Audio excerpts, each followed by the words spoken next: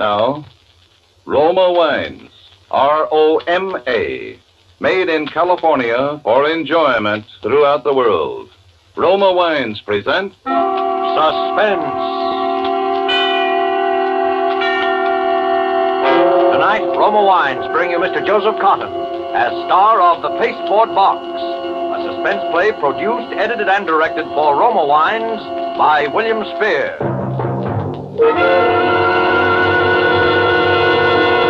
Suspense, radio's outstanding theater of thrills, is presented for your enjoyment by Roma Wines. That's R-O-M-A, Roma Wines. Those excellent California wines that can add so much pleasantness to the way you live, to your happiness in entertaining guests, to your enjoyment of everyday meals. Yes, right now a glassful would be very pleasant, as Roma Wines bring you Mr. Joseph Cotton in a remarkable tale of suspense.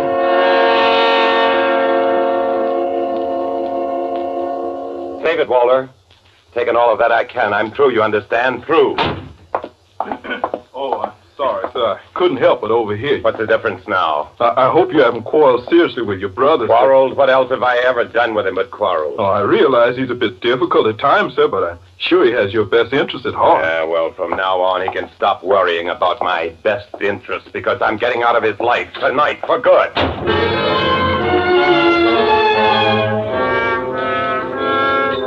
Grabbed my hat and coat and rushed out of the house looking wild-eyed and distracted. I caught a taxi right in front of the door and told him to go to the 23rd Street ferry. On the ferry, I stood by the stern rail.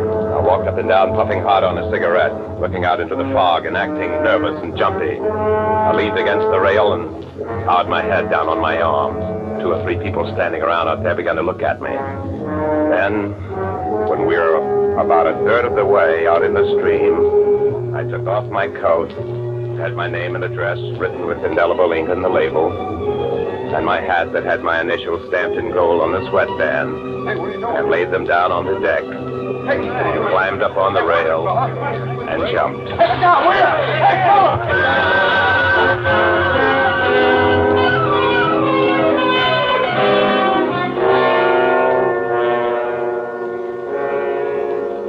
It was as easy as that. A fight with my brother that was loud enough so the houseman couldn't help but hear it. A jump off the 23rd Street ferry, leaving plenty of identification behind. An easy swim back to shore where I had planted my dry clothes. And a phone call to the news to report my own suicide. It was just as easy as that. On Friday afternoon, I waited across the street until I saw Williams, the houseman, leaving for his usual weekend. And then I let myself in the front door and walked back to the study. Come in, Williams. I thought you'd gone. Hello, Walter.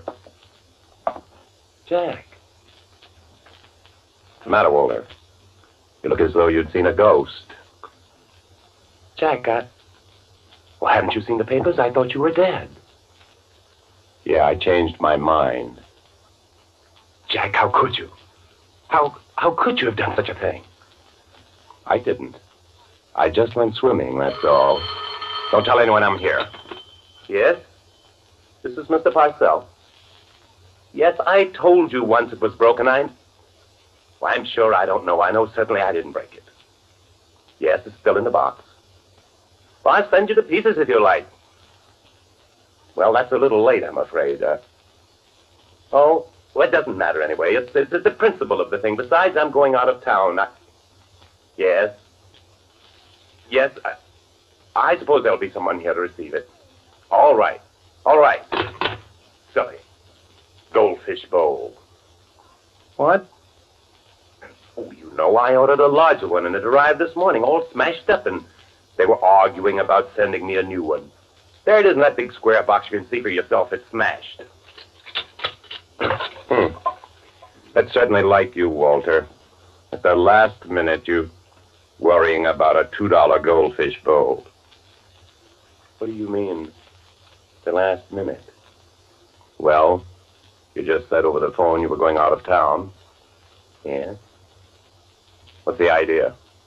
Well, Jack, I was terribly upset when I heard that Well, I thought... I'll bet. Where are you going? Well, I hadn't quite made up my mind. I just wanted to get away. Taking quite a lot of luggage for just a little trip out of town, aren't you, Walter? Clearing the papers out of your desk, too, huh? Well, I simply thought I could get a little work done while I was away. Or were you thinking of staying away for a while because somebody might ask questions about why I jumped in the river and the answers might make you look like a heel? Why, of course not. Such an idea never entered my head. You always were yellow. You'd run away from anything. Jack, that's quite enough. That's right. Those are the truest words you ever spoke. And I wouldn't bother about packing luggage anymore if I were you. What? Why not? Because where you're going, you won't need any luggage. What do you mean? This is what I mean. Jack! Jack! Don't you're choking. You're choking.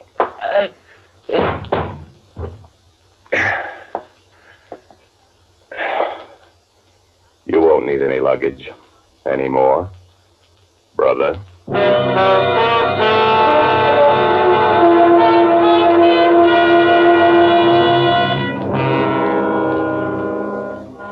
It's like Cain felt about Abel, I suppose. There he was, lying on the floor, looking as though it was me lying there, only it wasn't. It was him, and I was glad. It's a funny thing about twins, being one yourself. You notice them more than most people would. And all the twins I'd ever known had got along good. Extra good. But not me and Walter. I hated him ever since I could remember. I hated him because the old man was about the only one who could tell us apart. And it was Walter he always called to him, not me. I hated him for what he got and what I didn't. I hated him because he was always good and I was bad. I hated him because the old man left everything he had to him, and it wasn't hay either. And because I couldn't do anything about it on account of that forgery rap I'd taken. And I hated him for the way he'd taken care of me since I got out of jail and thrown at my face every chance he got. I hated him for all those things and a lot more. And I was dead. And I'd killed him. And I was glad. You don't believe me? Brother, I felt great. I went over to the mirror and combed my hair over to the left side like his, and I locked the study door and went upstairs to the bathroom and shaved off my mustache. He was clean shaven. Went back in the bedroom and put on one of his suits. And when I got through and stood in front of the big full-length bedroom mirror, I looked the spitting image of him. No one in the world could have told that I wasn't Walter Parcell. In fact, I was Walter Parcell. I went back to the study. All I had to do now was dispose of the evidence. But first, I couldn't resist looking around. It was mine now. All mine. Those stupid fish he had all over the place in glass tanks, the books he never read, and all the rest of it. In his desk was a list of all the bonds and securities and the number of his safe deposit box and the combination to the safe and the bank book, all nice and neat. And on the desk was a picture of Helen Winters, the little vixen he was engaged to. And I made a mental note that I'd at least have to call her before I left town. It looked funny if I didn't. I might even do more than call her. Well, it was no use stalling any longer. It had to be done. I got the body over my shoulder and carried it upstairs and put it in the bathtub. I locked the bathroom door from the inside. Then I got to work.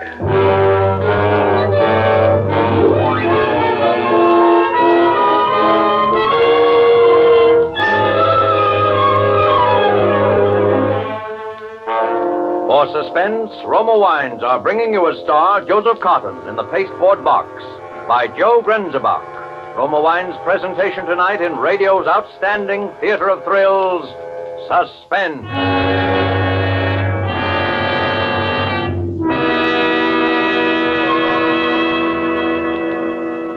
Between the acts of Suspense, This is Truman Bradley for Roma Wines. Here's a simple secret about entertaining that has won compliments for many a hostess. The next time you have dinner guests, keep them pleasantly occupied during that hour before the meal by serving Roma California Sherry. Serving Roma Sherry before dinner has become a friendly American custom. Yes, glorious golden amber Roma Sherry with tempting fragrance and intriguing nut-like taste is the perfect first call for dinner. And you'll find Roma Sherry equally pleasing with a tasty evening snack, a delightful wine to serve anytime. Roma Sherry, like all Roma wine, is a true natural wine, crushed from choicest grapes, grown in California's finest vineyards, then unhurriedly guided to taste perfection by Roma's ancient winemaking skill, bottled at the winery for unvarying goodness. Delight your family, your guests, with delicious Roma Sherry, now selling at the lowest prices in years. Insist on Roma, R-O-M-A, for uniformly high quality at low cost. Remember, more Americans enjoy Roma than any other wines. And now, Roma Wines bring back to our Hollywood soundstage Joseph Cotton as star of the Pasteboard Box, a play well calculated to keep you in suspense.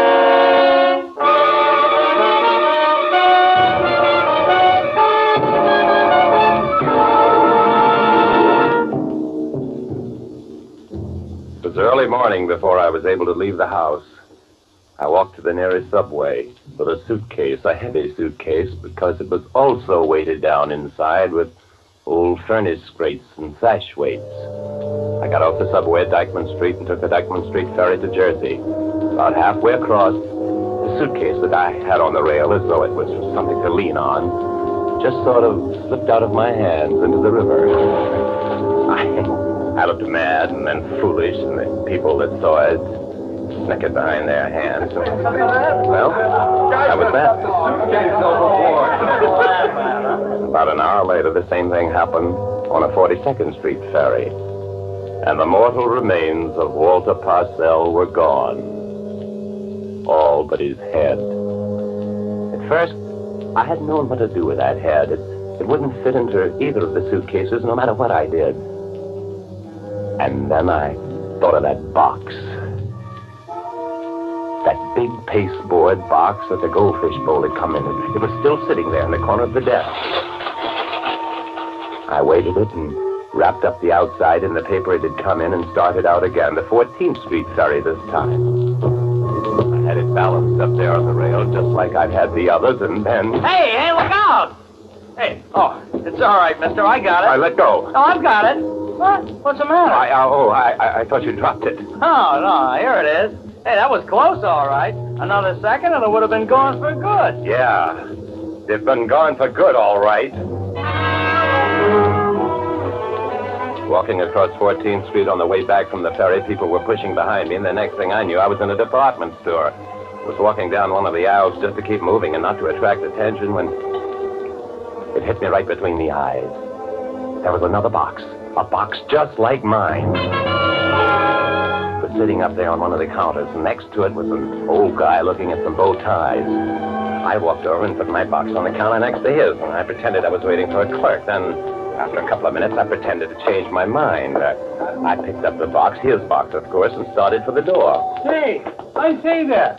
I say, sir, you've taken my Oh, box. what do you mean, your box? Let go of me. But it is. It's my box.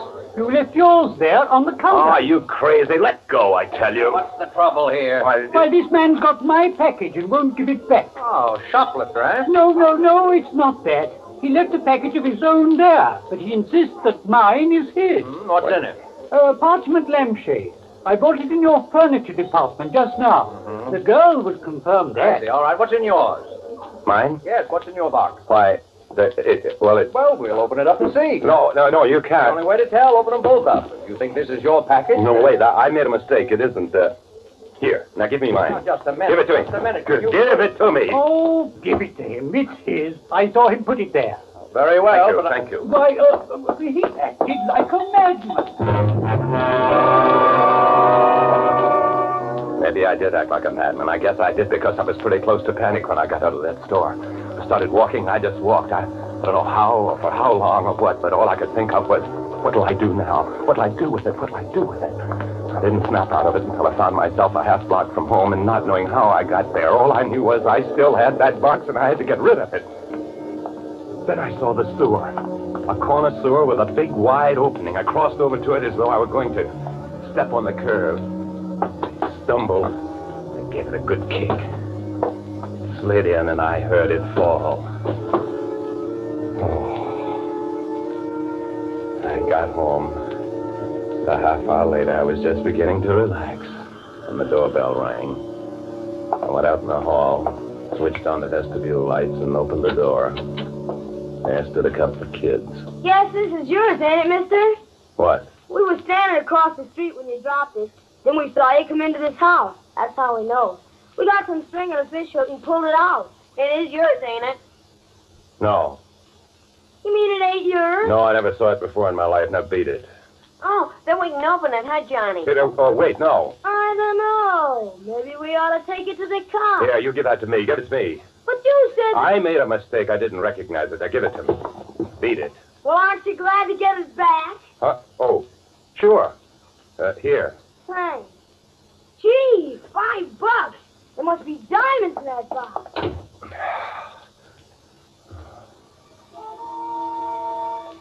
It was back. The kids were hardly down the steps before I was out the house without a hat, a coat, or anything, running toward 2nd Avenue. I didn't care who saw me now. Didn't dare stop for a taxi. I had to keep running. I couldn't stop for a second. I kept on running up 2nd Avenue to 59th Street, going out onto the bridge. I was still running, and I didn't stop until I got nearly to the middle. And then I threw it. Out over the railing as far as I could. I watched it arc down and saw the plate splash in the darkness as it hit the water and a couple of 100 feet below. It was gone. No matter what, it was gone. Somehow I got home. But it was daylight before I could get myself to sleep.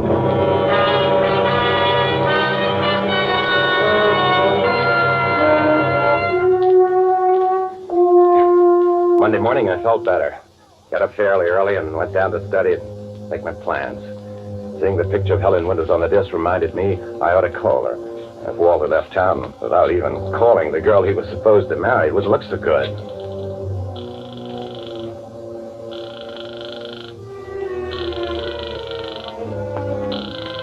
There was no answer. So I hung up. Then I rang for Williams, the house man. Yes, sir? Oh, Williams, I'm sorry to tell you this, but I'm going to have to let you go. Oh, I'm sorry to hear it, sir. If it's anything I've done. Quite the contrary. I've found our association most pleasant, but the death of my brother has been quite a shock, of course. Of course, sir. I'm going away. I don't know how long I shall be gone, or when I shall be back, or if I shall come back here at all. So I thought it was best this way. Yes, sir. When will you be leaving, sir? Within a few days. There's no hurry, but I wanted you to be able to make your own plans. I'm making arrangements this afternoon to sell the house and the furniture, and the associations here are painful, you understand. I understand, sir. My brother Jack had his faults, of course. We all do. I know how you feel, sir. But after all, Williams, he was my brother. Yes, sir. Blood is thicker than water. You're so right, Williams.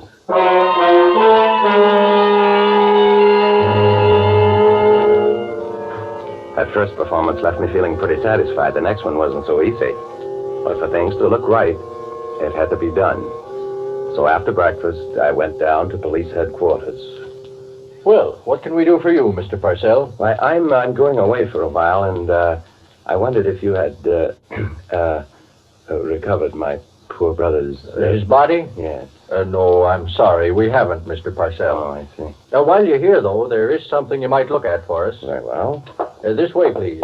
It's just a routine matter of identification, but we like to have these things on the record, you know. Of course. Something you found? That's right. Fished it out of the East River this morning. The East River? That's right. The East River. For a minute, I just stopped breathing. Because it wasn't in the East River that I jumped off the ferry. That was on the other side of the island. The East River was where I'd thrown it. And then I was all right again because I saw what he had. A pair of trousers.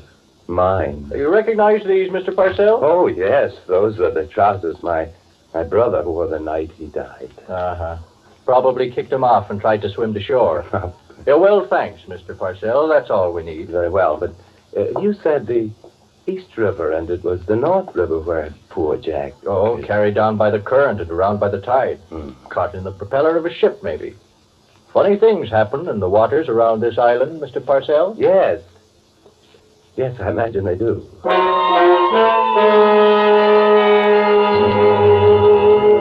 So, that was all right, too. When I got out of headquarters, I went across the street to a pay station and phoned Helen Winters again.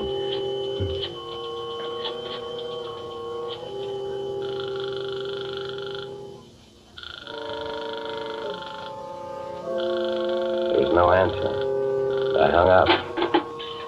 Then I went uptown to the bank, Walter's Bank. I'd never been in it before in my life, and I'd been wondering how I'd know who to be chummy to, but I needn't have worried about that.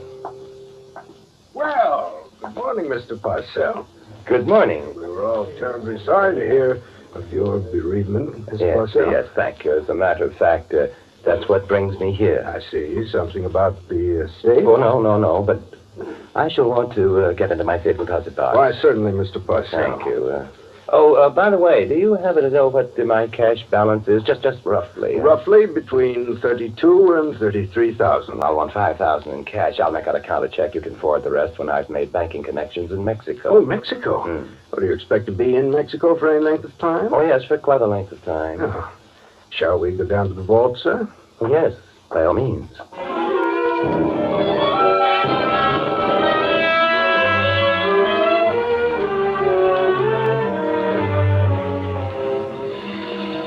When I got out of the bank, it was raining, but I didn't care. I liked it. I was walking on air anyway, and I decided to walk home that way. It's nearly 30 blocks that I was soaking wet when I got there, but what's a little rain to a guy with $100,000 in his pocket?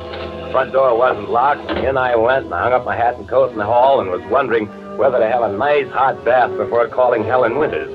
And when I saw it, a box, that horrible pasteboard box that had come back. For a second, I thought my mind had gone. But there it was, sitting on the desk. Wet and soggy, and the limp paper peeling off as though it had been fished out of the river just that minute. And then I remembered I hadn't seen it sink, and what the cop had said about tides and currents. And then the doorbell rang. I rushed to the window. There was a police car outside. For the moment, I thought of grabbing up the box and running, escaping out of the back somehow, and then I knew that wasn't any use. It didn't matter. It was some sort of a police plan. It didn't matter anyway. And if it wasn't, if it was just another one of those terrible coincidences, there was still time. Whatever they wanted, I could bluff it through, and there'd still be time. I pulled myself together and went out and opened the door.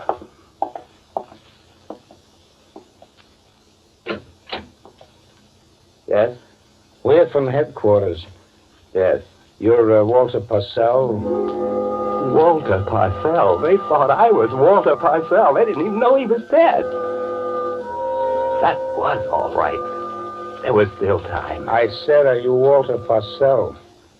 Yes, I'm Walter Parcell. You know a young woman named Helen Winters? Oh, Helen Winters, of course. She's my fiancée. Then I'm afraid you're going to have to come along with us, Mr. Parcell.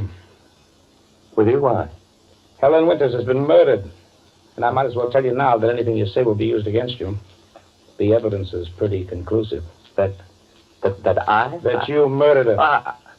I didn't. I couldn't. We found her this morning in the coroner report. She was killed Friday night. You were seen entering the place that night, and you were seen leaving. A gun that we traced to you was found in an ash can a block away. Now, what do you expect us to believe, Mr. Parcell? Wait a minute. There's a mistake. There's been a terrible mistake. I'm not Walter Parcell. I'm his brother. I'm his brother, Jack. The one who committed suicide? Yes. Only I didn't. I changed my mind. I swam back to shore. I came back here, and I found Walter. He was dead. He killed himself. And now I know why. Don't you see? Because he murdered the girl. You didn't report it. Where's the body? The body? Yes, the body. No, that's it. Now, look, everyone knew I quarreled with Walter, and so I thought they'd pin it on me. I thought they'd say I killed him. So I disposed of the body. Then I took his place. We're twins, don't you see? Mr. Parcell, I've been in this business a long time, and I've heard some beauties, but I never had a man ask me to believe one like that. It's true. I swear it's true. All right, then where's the body? I threw it in the river with the weight. I thought so. Come on. Now, wait a minute. Come on. I can prove it. I can prove it. Yeah, how? Because I've still got his head. His head? That would prove it, wouldn't it? Or wouldn't it? It certainly would. Come on. I'll show you. Here in that box, see? I'd open it. Sure. I threw it in the river, and it got back here somehow. It's still wet, see? That doesn't look like anybody's head to me, Mr. Parcell. To me, it looks like just an ordinary goldfish ball.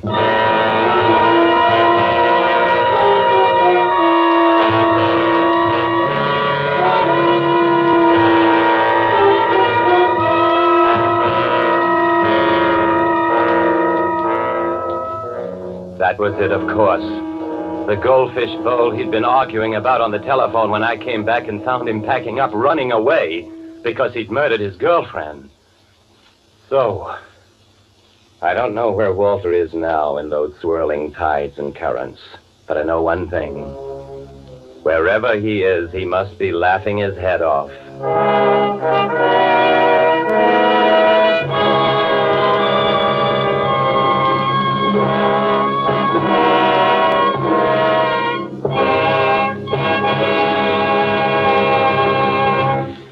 Suspense.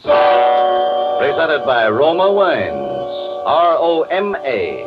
Made in California for enjoyment throughout the world. Before we hear again from Joseph Cotton, the star of the Pasteboard box, tonight's suspense play, this is Truman Bradley for Roma Wines.